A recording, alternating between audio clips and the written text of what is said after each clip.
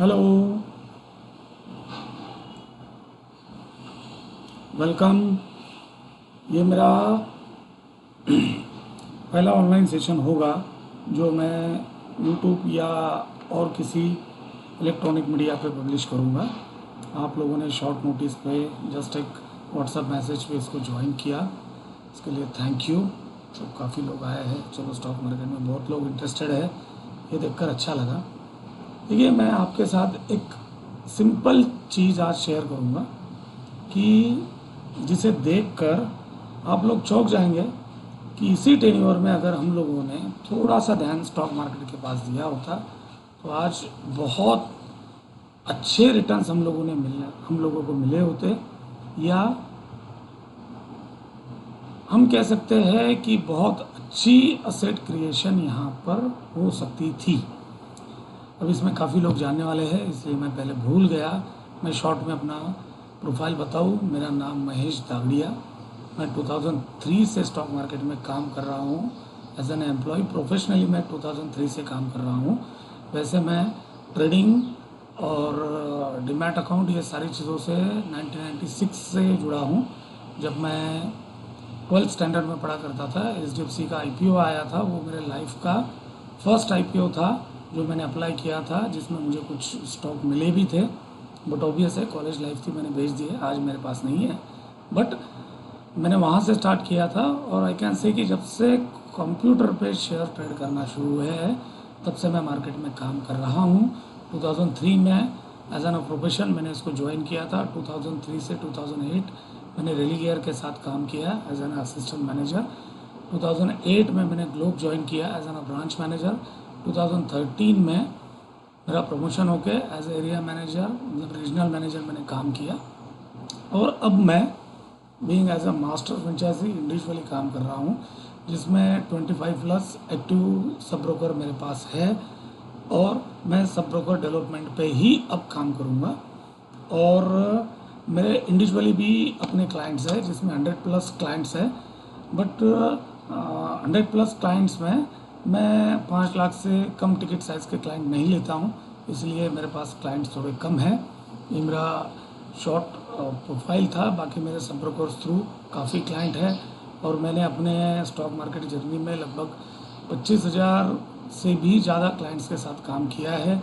मैंने औरंगाबाद, पूना, मुंबई, गुजरात, दिल्ली, MP में भोपाल, इंदौर, सब जगहों पर काम किया है। और अब मैं औरंगाबाद से ये सारी चीज़ें कर रहा हूँ। जो लोगों ने आज तक स्टॉक मार्केट में काम नहीं किया, वो लोग ये वीडियो ज़रूर देखें, आखिरी तक देखें। ये ज़रूर आपके लिए एक आई ओपनर होगा, आँख खोलने वाला होगा, जो आपको ये चीज़ बताएगा कि हम लोगों ने हमारे टेन्योर में, हमारे लाइफ टेन्योर में, जब हमारे पास पैसे थे, सिर्फ और सिर्फ स्टॉक मार्केट को इग्नोर करके ये कितना बड़ा asset creation equipment, investment equipment हमारे पास था, जिसके ऊपर हमने ध्यान नहीं दिया। ये सिंपल कैलकुलेशन था जिसमें हमको दिमाग नहीं लगाना था। ये जो चार्ट आप लोग सामने देख रहे हो, ये वह चार्ट है। ये सेंसेक्स का चार्ट है। सेंसेक्स कैसे बनता है, क्या बनता है, ये 30 स्टॉक से सेंसेक्स बनता है। इसके डिटेल आपको गूगल पे, यूट्यूब पे, कहीं पे भी आराम से मिल जाएंगे। और ये जो डेटा है, ये सारा डेटा मैंने गूगल से और BSE के साइट से लिया है, वहीं पे ही कंफर्म भी किया है। आप भी कंफर्म कर सकते हो, वेरी इजी, बहुत आराम से आपको मिल जाएंगे। उसके आगे कुछ एक्सेल फार्मूला डाले हुए हैं जिससे ये होगा। इसका फर्स्ट कॉलम है, ये है ईयर। ईयर माने 2005, 6, 7, 8, 9, 10, 11, 12, 13, 14, 15, 16, ये सारे जो है ये 2005 से लेकर 2021 तक ये साल है। ये ओपन माने इस साल सेंसेक्स यहाँ पे ओपन हुआ था, क्लोज माने इस साल सेंसेक्स यहाँ पे क्लोज हुआ था। ये रिटर्न का मतलब है, ये ओपन और ये क्लोज, इनके बीच का जो डिफरेंस है, वो डिफरेंस मैंने परसेंटेज में काउंट किया है। इसका मतलब है 9398 यहाँ पे सेंसेक्स का इस साल का क्लोज था, और 2006 में ये 13,787 का इसका क्लोज था। परसेंटेज में काउंट करो तो 46.32 ये इस साल का आप कह सकते हो सेंसेक्स का रिटर्न था। ये असम्पशन है कि हर साल आपने सिर्फ 1 लाख रुपया इन्वेस्ट किया था, ये 1 लाख रुपया आपने कोई पर्टिकुलर डेट डिसाइड कर ली, 31 मार्च हो, 31 दिसंबर हो, आपका बर्थडे हो, एनिवर्सरी हो, बच्चे का बर्थडे हो, जो भी एक डेट है, उस डेट पे आपने पर्टिकुलर 1 लाख रुपया इन्वेस्ट किया और आपने आपके ब्रोकर को ये बोल रखा था कि मुझे सिर्फ सेंसेक्स के 30 स्टॉक बाय करने हैं। इसमें आपने कोई दिमाग नहीं लगाया, जो 30 स्टॉक है वो बाय करने हैं, और यही आपने पूरे 2021 तक किया। 1-1 लाख रुपया आपने पर्टिकुलर उस डेट को इन्वेस्ट किया। ये कॉलम जो है ये रिटर्न का कॉलम है। इन सब सालों में जो येलो मार्क किया हुआ है, इस साल सेंसेक्स ने निगेटिव रिटर्न दिए थे। निगेटिव रिटर्न का मतलब होता है यह साल आपकी इन्वेस्टमेंट माइनस गई थी, मतलब आपको निगेटिव रिटर्न मिले थे, आपके पैसे कम हुए थे। ये 2008 जो है, ये 2008 जो सब प्राइम अमेरिका जो क्राइसिस हुए थे वो ईयर था। ये 2011 जो यूरो क्राइसिस हुए थे वो साल था। और ये 2015 जो मोदी गवर्नमेंट आएगी इस एजम्पशन में, जो 2014 में रैली हुई थी, नवंबर में गवर्नमेंट बन गई 2014 के, बट ऑब्वियस उसके बाद प्रॉफिट बुकिंग आई थी, तो ये साल सिर्फ 5% का निगेटिव रिटर्न आया था। मतलब इस साल ये क्लोज से ये क्लोज माइनस में आया था, मतलब निगेटिव रिटर्न आए थे। उसके बाद ये डिविडेंड है। डिविडेंड वो होता है जो कंपनी अपने लास्ट ईयर के प्रॉफिट में से कुछ प्रॉफिट अपने शेयर होल्डर्स को देती है पर शेयर। ये वैसे देखा जाए तो ये जो स्लाइड मैंने ली है, ये अभी टाटा म्यूचुअल फंड का एक एनएफओ आया था जो अभी क्लोज हुआ है 15 दिन पहले ही। ये वहाँ का ग्राफ है जो 2007-8 में शो करता है कि 2-2.5% थी और अभी ये ऑलमोस्ट 9% हो गई है। और यहीं पर ही इंटरेस्ट रेट उस वक्त आपने देखा होगा तो 8-8.5 था, आज इंटरेस्ट रेट 4% है। कुछ दिनों पहले ये 3.5 तक भी गए थे।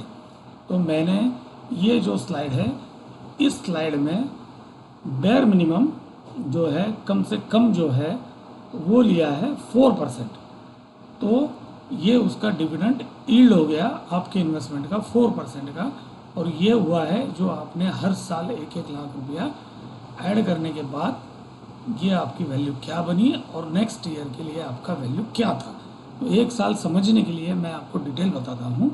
जैसे ये 9398 था, ये 1387 है। इसका आप अगर परसेंटेज में डिफरेंस काउंट करो तो 46.32 आपका रिटर्न था इस साल का। 2005 में आपने 1 लाख रुपया डाले थे, जिसके 2006 में पर्टिकुलर जो भी आपने डेट डिसाइड की है उस दिन इसके हो गए 1,46,319 रुपये।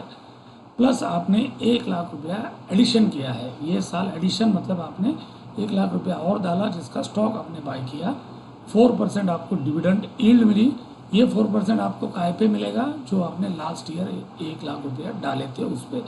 मतलब ये हो गया 4,000 रुपया।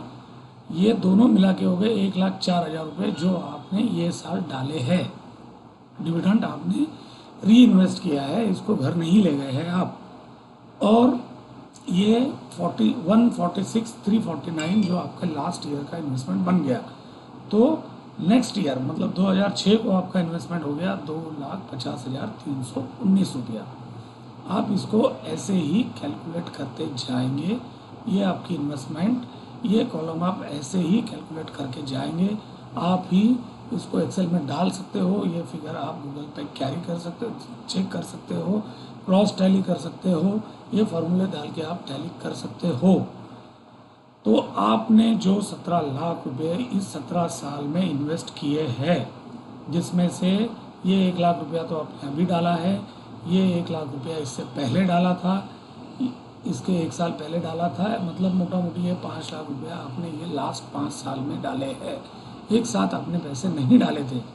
तो आपके 17 लाख रुपए जो है वो होते आज के डेट में 62,48,665।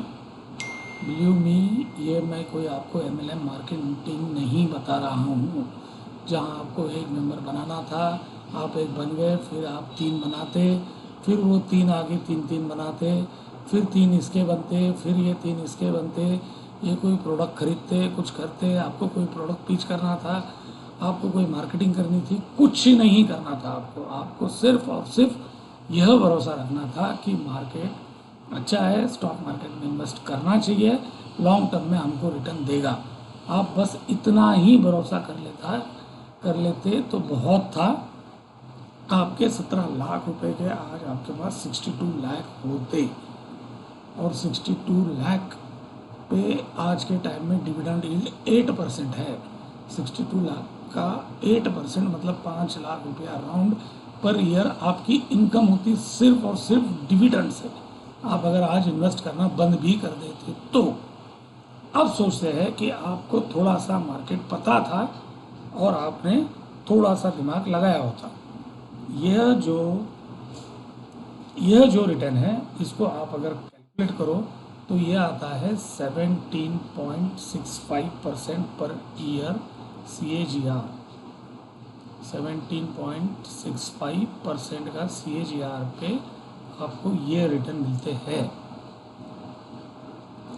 अगर आप थोड़ा सा सोचते, आपका ब्रोकर या आप थोड़ा सा दिमाग लगाते तो ये जो आपके रिटर्न 17.65% है, ये CAGR आपका 24% हो सकता था। इसमें आपको सिर्फ और सिर्फ इतना दिमाग लगाना था, जैसे कि सेंसेक्स में FMCGs के कई कंपनी हैं, फार्मा के कई कंपनीज हैं, ये ऑयल एंड गैसेस के कोई कंपनी हैं जिनमें स्टडी ग्रोथ होता है, ये ज़्यादा स्क्रिप्ट मूवमेंट देती नहीं है। जैसे आपने इस फॉल में देखा होगा, कोविड में भी ITC का लो 150-160 के करीब था, आज भी ITC 220 ही चल रहा है। जबकि आप दूसरे स्क्रिप्ट देख लो, टाटा स्टील देख लो, रिलायंस देख लो, 700-750 का लो था, आज रिलायंस 2200 पे ट्रेड कर रहा है। आपको थोड़ा सा इंडेक्स में वेटेज कम ज़्यादा करना था, थोड़ा सा, ज़्यादा नहीं। मैं ट्रेडिंग की बात नहीं कर रहा हूँ, रिसर्च की बात नहीं कर रहा हूँ, आपको थोड़ा सा प्लस माइनस सोचना था, थोड़ा सा, ज़्यादा नहीं। तो आपका जो पहले चार्ट में 17.65 का CAGR था, वो CAGR 24% हो सकता था, जिसको आपको ज़्यादा दिमाग नहीं लगाना था।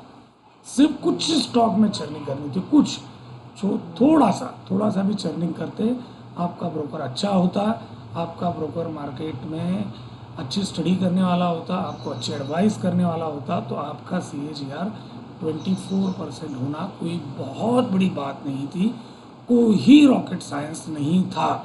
इसके पीछे सिर्फ ये देखना था कौन सी स्क्रिप्ट, कौन सी कितनी वोलाटाइल है। यही अगर 24% से आपके रिटर्न काउंट करते तो पहले साल आपके पास 1 लाख रुपया था, उसमें 24% ऐड कर दिया तो 124 हो गया, 1 लाख आपने और डाल दिए, ये साल का आपका एडिशन था, 2,24,000 रुपया आपके पास हो गए नेक्स्ट ईयर के लिए इन्वेस्टमेंट। फिर नेक्स्ट ईयर ये 2,24,000 रुपये जो है, इसमें 24% से आपके पास होता 277। ये साल आपने 1 लाख फिर डाल दिए, ये साल आपकी इन्वेस्टमेंट हो गई 377 और, ठीक है। ऐसे ही आपने अगर 17 लाख पर ईयर ऐसे ही आपने अगर डाले होते तो कैन यू बिलीव, आज 20% CAGR से आपकी प्रॉपर्टी होती, आपकी एसेट होती 1.57 CR, ऑलमोस्ट 1.5 करोड़ रुपया। और इसके ऊपर आज के टाइम में डिविडेंड ग्रोथ है 8% की, मतलब 12 लाख रुपया पर ईयर। ये आपका आज के टाइम में एक पैकेज होता। 12 लाख में आज टॉप का आर्किटेक्ट जो अच्छे काम कर रहे हैं मार्केट में, जिनका 10-10 साल का एक्सपीरियंस है, उनका ये पैकेज है 12 लाख रुपए का। ये आपका हो सकता था। सिर्फ और सिर्फ आपको 1 लाख रुपया पर ईयर मार्केट में इन्वेस्ट करना था। और जो 75 से 90s के बीच में जिनका डेट ऑफ बर्थ है, ये सारे लोगों के पास 2005 से लेके आज तक 1 लाख रुपया पर मंथ बचाने की कैपेसिटी थी। इसी टेन्योर में हम लोगों ने EMI पे किए हैं, इंश्योरेंस के रेगुलर जो भी अपने प्रीमियम है वो पे किए हैं, हम लोगों ने गाड़ियाँ खरीदी है, घर खरीदे हैं। ये तो छोड़ो, हमने हर साल 1.5 साल में अपना स्मार्टफोन बदला है। जो कि 40 से 50 हज़ार रुपये का आता है।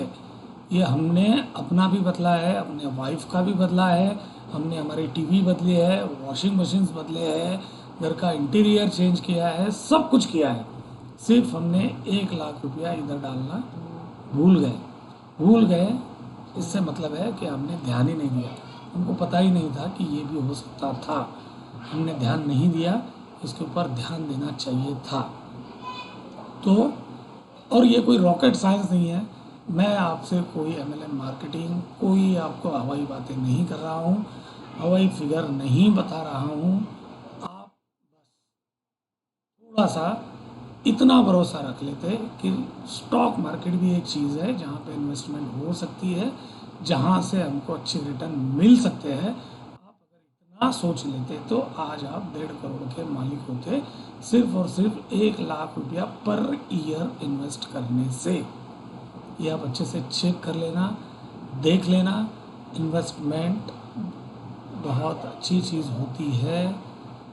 लॉन्ग टर्म में स्टॉक मार्केट बहुत अच्छे रिटर्न देते हैं। इतने रिटर्न ना ही आपको किसी इंश्योरेंस पॉलिसी ने दिए है, ना ही एफडीज ने दिए है, ना ही कोई किसी ने नहीं दिया है, ना ही गोल्ड ने दिया है, ना ही प्रॉपर्टीज़ ने दिया है, किसी ने नहीं दिया है। आप जब प्रॉपर्टी बाय करो तो आपको एक साथ पैसा देना होता है, यहाँ पे आपने पर ईयर इंस्टॉलमेंट में पैसा दिया है। तो स्टॉक मार्केट पे भरोसा रखिए, स्टॉक मार्केट को सीखिए और इस पर काम कीजिए। अब यही सोचकर मैंने स्टॉक मार्केट क्लासेस भी चालू किए हैं और थैंक गॉड बहुत कम समय में मुझे बहुत अच्छा रिस्पांस भी मिला।